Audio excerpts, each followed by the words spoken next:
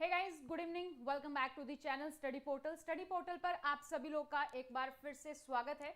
तो जैसा कि आप सभी को पता है, ईएमआरएस का रिजल्ट आया था अभी 2-3 दिन पहले, जिसमें कि accountant, hostel warden, lab attendant का था नॉन टीचिंग में। तो जैसे का रिजल्ट पेंडिंग था और इसके साथ ही आपका पीजीटी टीजीटी का रिजल्ट आ गया था, प्रिंसिपल का रिजल्ट पेंडिंग था। तो प्रिंसिपल का रिजल्ट भी जो है अनाउंस हो चुका है।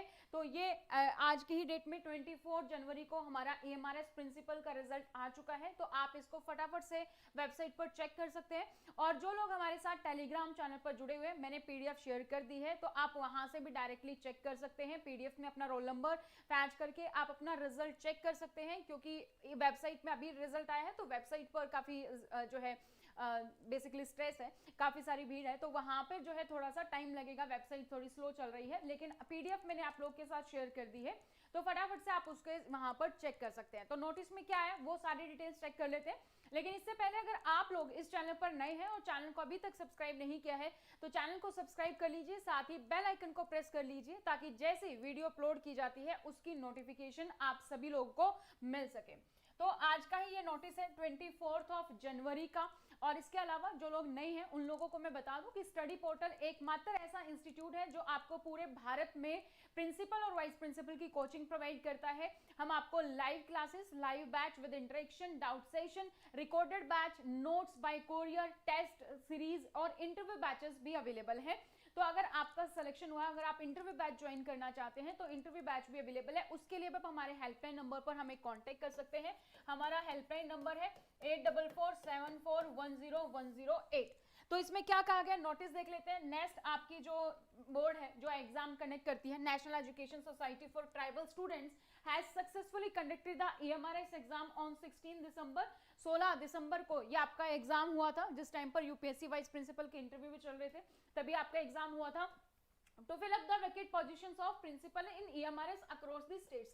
तो जो भी प्रिंसिपल की पोस्ट थी उसके लिए, और इसमें कितने बच्चों को शॉर्टलिस्ट किया गया है, कितने कैंडिडेट्स को शॉर्टलिस्ट किया गया है, उसकी अगर हम बात करें तो from amongst the qualified candidates as per the score in recruitment test conducted under ESSC for the post of principal a total of 971।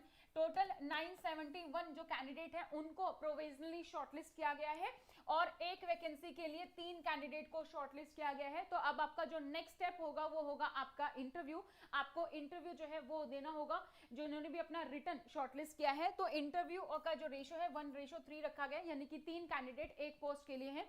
सो 971 है, इसमें से जो पोस्ट है बेसिकली ये उस पोस्ट का 3 गुना है। ठीक है, तो एक बार फिर से बता दूं, स्टडी पोर्टल पर आप हमें जो है शेयर कर सकते हैं अपनी डिटेल्स भी, अगर आपका सिलेक्शन हुआ है और आप इंटरव्यू बैच ज्वाइन करना चाहते हैं। और अगर आप में से कोई आपका कलीग भी प्रिंसिपल या वाइस प्रिंसिपल की तैयारी कर रहा है, तो आप हमारे हेल्पलाइन नंबर पर अपनी डिटेल्स हमें शेयर कर सकते हैं, अपना नाम, सिटी और एग्जाम का नाम, ताकि आपको आपके एग्जाम से रिलेवेंट सारी इंफॉर्मेशन मिल सके।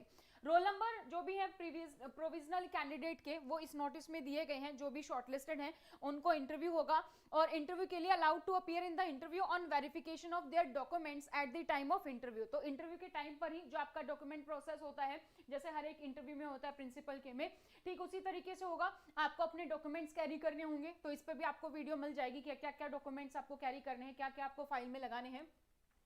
Candidature of provisionally shortlisted candidate given in the list shall be attached to the fulfillment of eligibility criteria and other conditions। तो जो भी कैंडिडेट्स यहाँ पर दिए गए हैं, एक पोस्ट के लिए 3 कैंडिडेट्स को सेलेक्ट किया गया है, जिसका कि आगे अभी इंटरव्यू और आपका डॉक्यूमेंट वेरिफिकेशन होगा।